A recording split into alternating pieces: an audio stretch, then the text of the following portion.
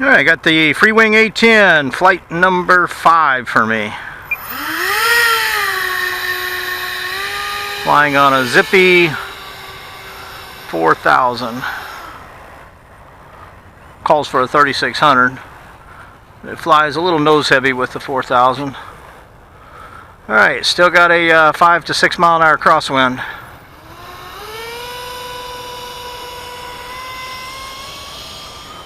Full throttle, back pressure, gears are up,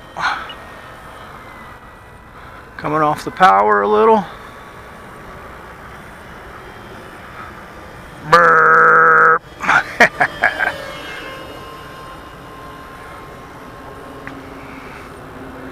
When I was active duty Army, after basic training at Fort Bliss, I was actually air defense artillery, shot Stinger missiles. Well, it was red eye when I went in, and then it converted over to Stinger. But got out to Fort Knox as my first duty station, which is a armored division. They used to have these A-10s flying over the range as tanks were doing live fire. The A-10 would come roaring in overhead, fire off their cannon, and it just made the most awfully great sound that you'd ever imagine. And you could just see the rounds impacting the tank shells downrange. They had old tanks that were decommissioned and had them out there for target practice for the gunners. It was an amazing plane. It would make its attack run at probably 300 miles an hour is all, 250 to 300, no more. It flew a lot like this one does right here.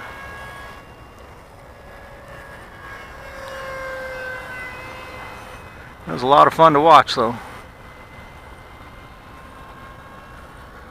One of our sister elements was the Vulcan, which was a M113 armored personnel carrier. Well, I say armored, it's made out of aluminum.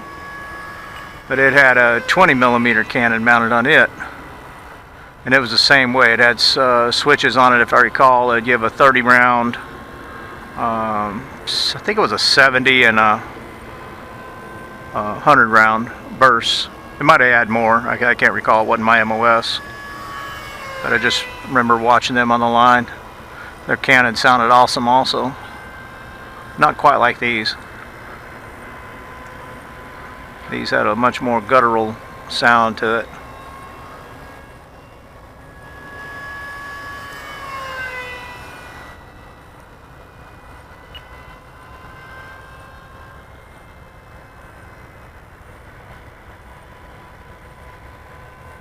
We're flying along here just at about 65% throttle.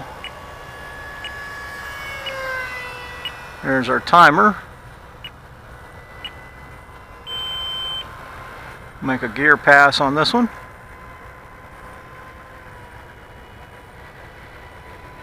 Gears deployed. And they are down.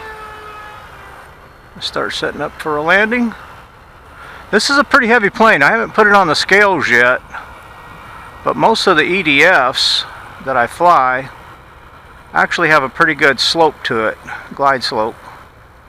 This bad boy here, when you start chopping the throttle, she sets in hard and heavy. So you definitely want to ride a little throttle on it.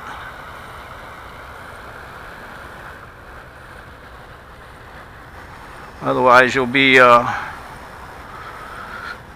coming up with a stall, and when you get 3-4 feet off the ground, you'll just pancake in if you try to glide it in. Or at least that's what I've seemed to experience. I almost did it on the first flight, and fortunately with those 5-blade fans, they don't sound as good as a 12-blade, but they're much more efficient. So when you romp it, it's got a lot more low-end thrust on it than the 12 blades, so I was able to salvage it and come out of it. So there it is, A-10. Older version, like I said. It's got the retracts, no lights on it. I'm not sure if the new version has lights or not. I know the new version comes with a 12-bladed fans and a bigger ESC, but I think it does not also come with flaps. This one does not have flaps on it, and I'm not sure if the new one has lights or not. But great little plane. Don't be intimidated with it. That large wing and the center body CG, you can see the little red stickers on top of the wings right there is actually the CG points.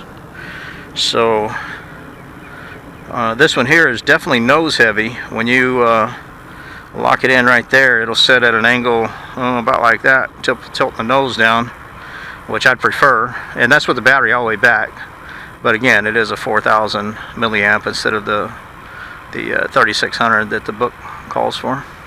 Alright, well, this is a great plane, a lot of fun. If you don't have one, see if your friend will let you fly his. Thanks for watching.